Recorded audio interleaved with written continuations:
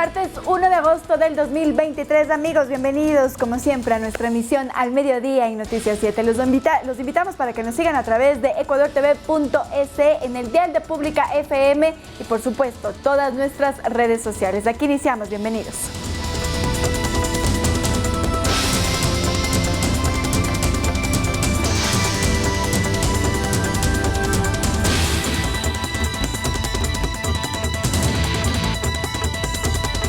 Iniciamos contándoles que el Ministerio de Producción realizará una contrapropuesta para que el acuerdo comercial con Costa Rica pase por el filtro de la Corte Constitucional. Así lo informó el ministro de Gobierno Henry Cucalón en Noticias 7. Además, se refirió a las últimas decisiones de ese organismo respecto de los decretos ley que han sido negados por no considerarlos económico urgente. El pasado marzo, los presidentes de Ecuador y Costa Rica, Guillermo Lasso y Rodrigo Chávez, respectivamente, firmaron el acuerdo de asociación comercial con el objetivo de fortalecer los lazos de comercio entre ambos países. Sin embargo, según el orden normativo ecuatoriano, antes de que este acuerdo entre en vigencia, la Corte Constitucional debe emitir un dictamen de constitucionalidad. Este lunes, el organismo publicó su resolución y aunque no consideró necesario declarar la inconstitucionalidad total del acuerdo, instó a evaluar la posibilidad de que los órganos públicos correspondientes renegocien el contenido en dos temas, sobre los servicios financieros y respecto a 17 artículos y 2 anexos sobre inversión. El ministro de Gobierno, Henry Cucalón, en Noticias 7 se pronunció al respecto. No es que tumba todo el proceso, es una parte y ahí viene un debate jurídico que arrastra básicamente el tema de la solución de las controversias con el CIADI.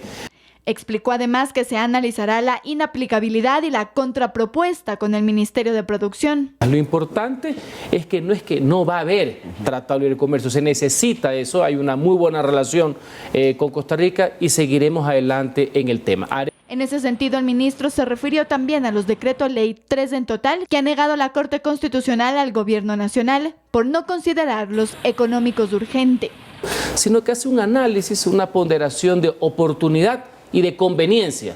En mi criterio, absolutamente sesgado y subjetivo.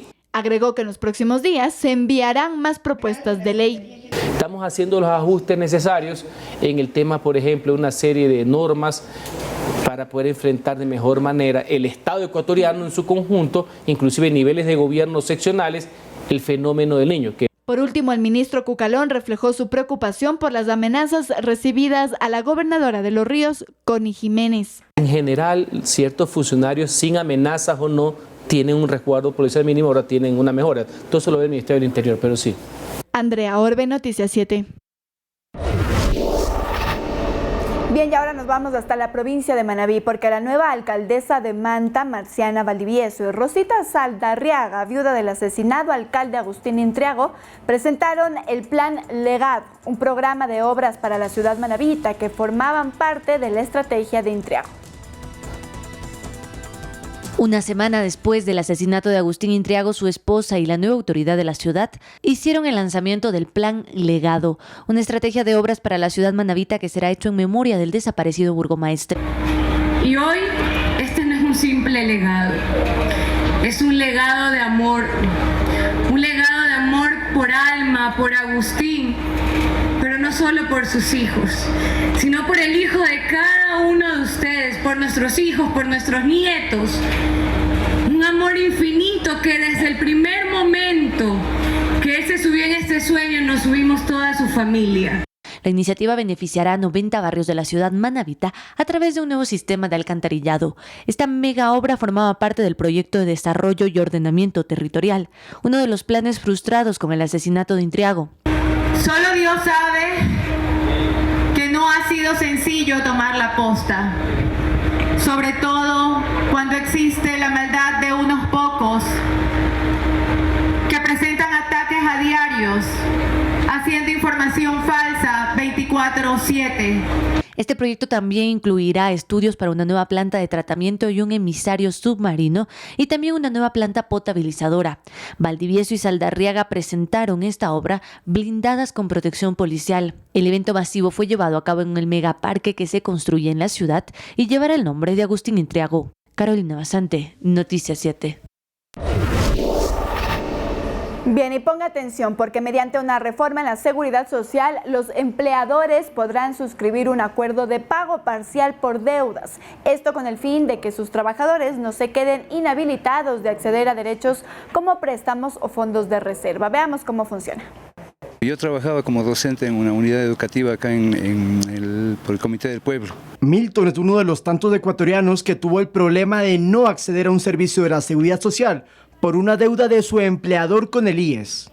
Incluso alguna vez sí me pasó que me fui al seguro y no me pudieron dar un turno porque no estaba al día.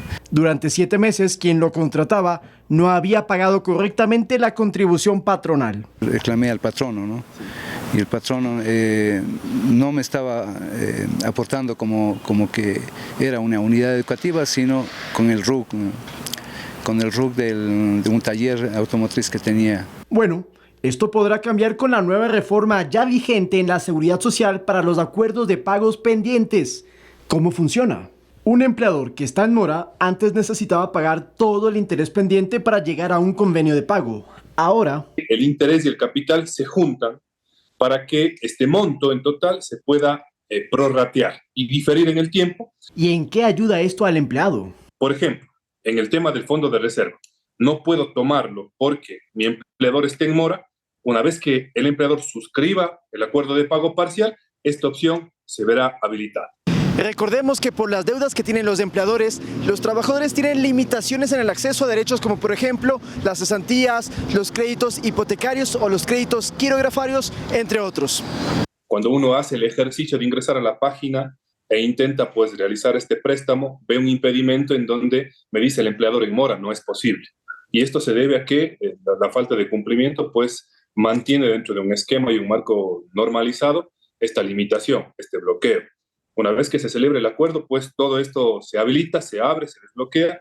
Para quien no tiene que asumir esta responsabilidad, pues naturalmente es el empleado, ¿no? Hasta el 28 de febrero del 2024, todo empleador en mora podrá solicitar el acuerdo parcial de pago con el IES en sus dependencias o en la página web y así diferir toda la deuda hasta en un plazo de 6 años. Lautaro Andrade, Noticias 7.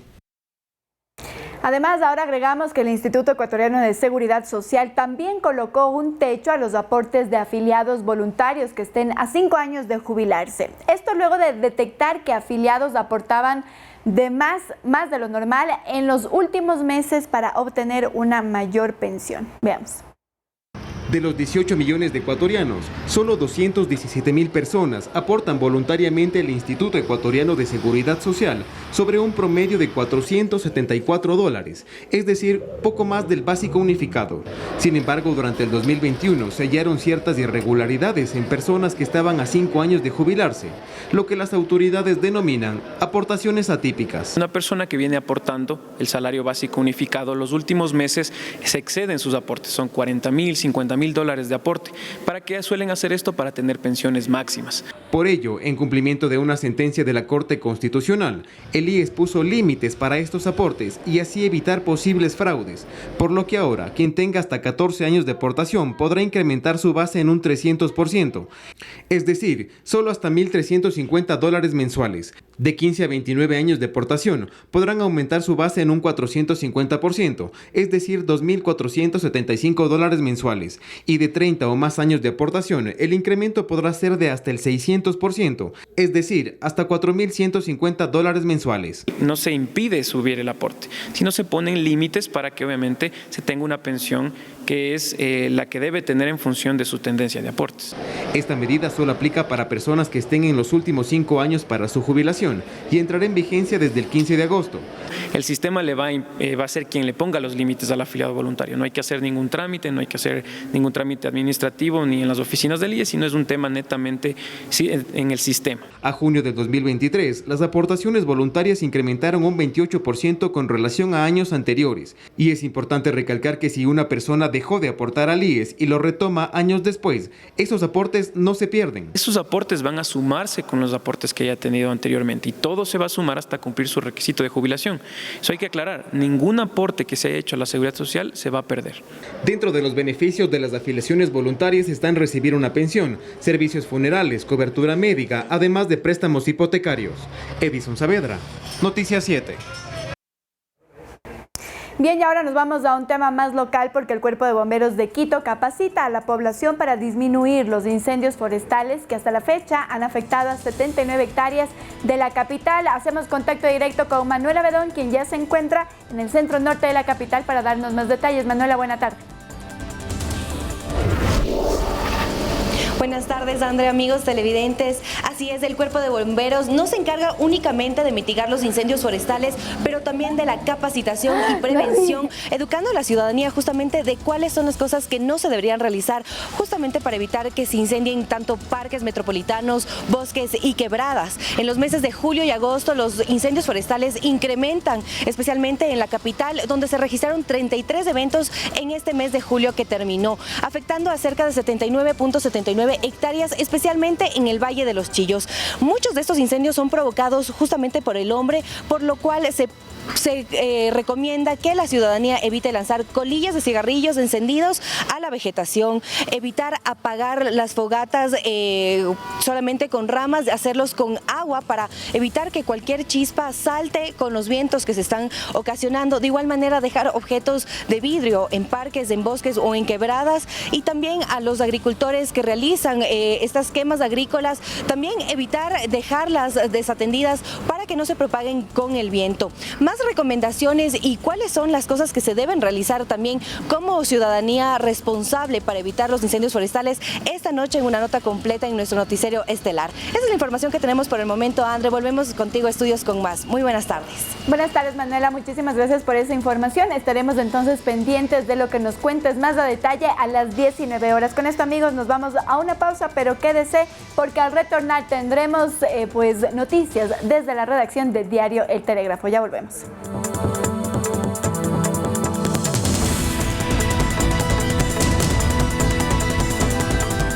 12:44, amigos, gracias por su sintonía. Y ahora es momento de conectarnos con la redacción de Diario El Telégrafo. Ya se encuentra lista Valeria Heredia para darnos la actualización de notas de esta hora. Vale, muy buenas tardes. Buenas tardes, André y amigos, qué gusto estar acompañándoles en este espacio informativo. Y les cuento que estamos desde la redacción de Diario El Telégrafo, donde hacemos las mejores noticias para todos ustedes. Y nos vamos a una noticia del ámbito nacional. En Cuenca, la Agencia de Regulación, Control y Vigilancia Sanitaria, ARSA, realizó un operativo en restaurantes de comida china, más conocidos como chifas, y se clausuraron 4 de ellos porque se reportaron problemas como falta de higiene y presencia de plagas.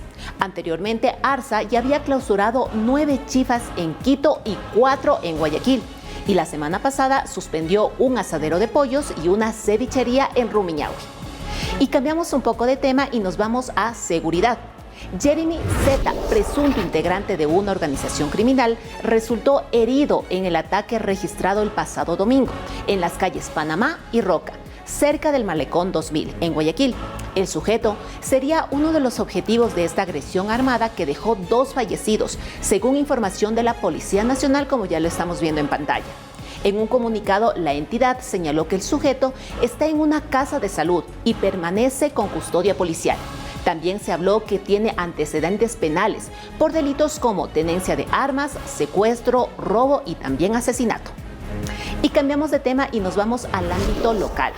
Invierte en Quito es uno de los proyectos del alcalde Pavel Muñoz, con el que busca atraer proyectos de inversión nacional e internacional por cerca de $2.000 millones.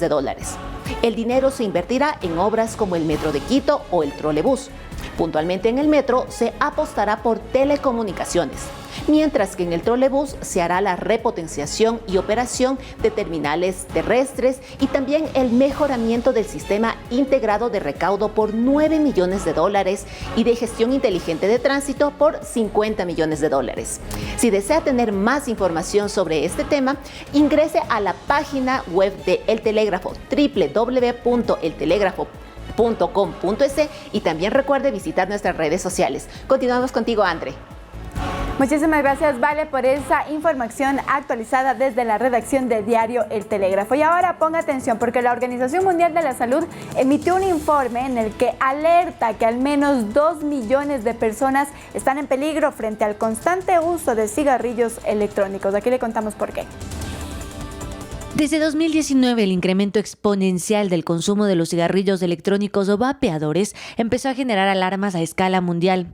Estos pequeños aparatos supuestamente inofensivos cada vez son usados por jóvenes, incluso de colegio, o aquellos fumadores que quieren dejar de hacerlo y lo ven como una opción, aunque los especialistas dicen lo contrario. No es una alternativa para dejar de fumar porque no es un medicamento, ¿sí? Ni es un tratamiento. El 39% de los exfumadores se han vuelto fumadores de vape. Ahora la Organización Mundial de la Salud emitió un informe en el que expone que al menos 2 millones de personas están desprotegidas frente a los cigarrillos electrónicos. Según este organismo, hasta el 2022, solo 42 países habían prohibido el uso de estos dispositivos en espacios públicos interiores y transporte público, y apenas 23 países habían limitado su publicidad. El riesgo está en la adicción que genera, porque aunque en menor medida, estos sí contienen nicotina, y las empresas que lo comercializan usan estrategias de publicidad enfocadas en consumidores más jóvenes e incluso niños. La nicotina es una de las sustancias más adictivas que tiene pues, el mundo. Es cancerígeno, genera riesgos de problemas cardiovasculares, es decir, generan muchísimos problemas que son los mismos que causa el tabaco. También generan problemas en el embarazo, se ha descubierto que ponen en peligro el desarrollo cerebral de adolescentes. El informe de la OMS alertó que el consumo temprano de cigarrillos electrónicos podría empujar a los menores de edad a ser fumadores tradicionales en el futuro. Carolina Basante, Noticias 7. Bien, ¿y sabía usted que apenas el 1% de personas con discapacidad auditiva continúa sus estudios de tercer nivel? Ahora le presentamos las historias de jóvenes que pese a esta barrera se graduaron como tecnólogos de asistencia administrativa.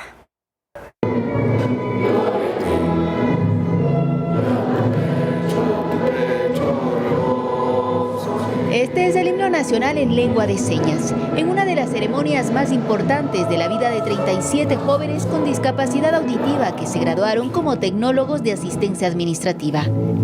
Para ellos no hay límite y es que aprendieron a luchar por sus sueños pese a las dificultades. Así nos cuenta Rudy Bravo. Recuerdo en el pasado cuando me gradué en el colegio, estaba buscando una universidad o un instituto, pero habría muchas limitaciones por la falta de intérpretes. Tenía que obviamente pagar mi intérprete y es caro. Bueno, aprovechando que en las noticias se difundió que hay intérpretes gratuitos en el Instituto Universitario de Pichincha, es por eso que estoy aquí y me pude graduar en una verdadera inclusión. Iniciaron sus clases de manera presencial, sin embargo, por la pandemia se adaptaron a la virtualidad.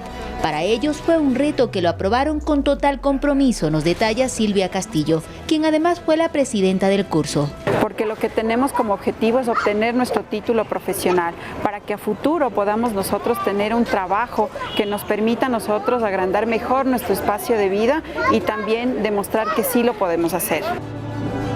Los retos que enfrentaron bajo la modalidad online fueron múltiples, pues se unieron estudiantes sordos de 8 provincias del Ecuador, y esta se convierte en la primera corte de esta carrera en graduarse en el Tecnológico Universitario Pichincha.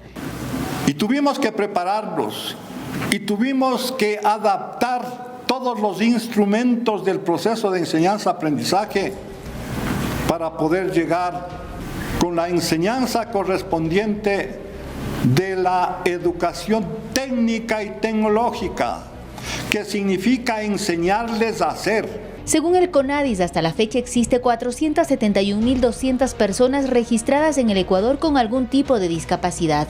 De ellas, el 14,12% son personas con discapacidad auditiva. Y de estas cifras, solo el 1% logran continuar con su carrera de tercer nivel. En este caso, los estudiantes recibieron una beca del 50% y el servicio gratuito de intérpretes en lengua de señas, permitiendo que sea más fácil el acceso a la educación. Olga Velasco, Noticias 7.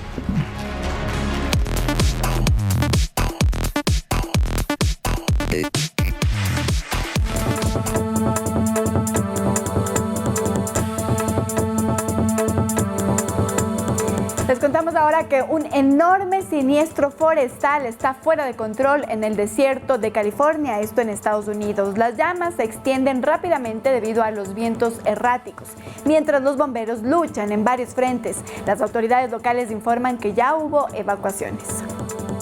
Un remolino de fuego fue capturado por el Servicio Nacional de Parques de Estados Unidos. Esto fue provocado por el York Fire, un incendio forestal que se desató el viernes 28 de julio cerca del área remoto de Caruthers Canyon de la vasta reserva natural. Cruzó la frontera estatal hacia Nevada el domingo y envió humo más al este hacia el Valle de Las Vegas. El incendio York alcanzó el lunes una superficie aproximada de 284 kilómetros. Las llamas, arrastradas por el viento de 6 metros de altura en algunos puntos, calcinaron decenas de miles de hectáreas de matorral desértico, enebro y bosque de árboles de Joshua, según una actualización del incidente. Es así que más de 1.300 personas tuvieron que evacuar sus hogares el sábado cerca de la comunidad de Angawa, que alberga ranchos de caballos y bodegas de vino. Además, un bombero resultó herido en el incendio. El Departamento Forestal y de Protección contra Incendios de California informó en un comunicado que los fuertes vientos y la posibilidad de tormentas eléctricas hasta el martes aumentarán el riesgo de que el fuego vuelva a crecer. En la zona también se registran niveles de calor extremo.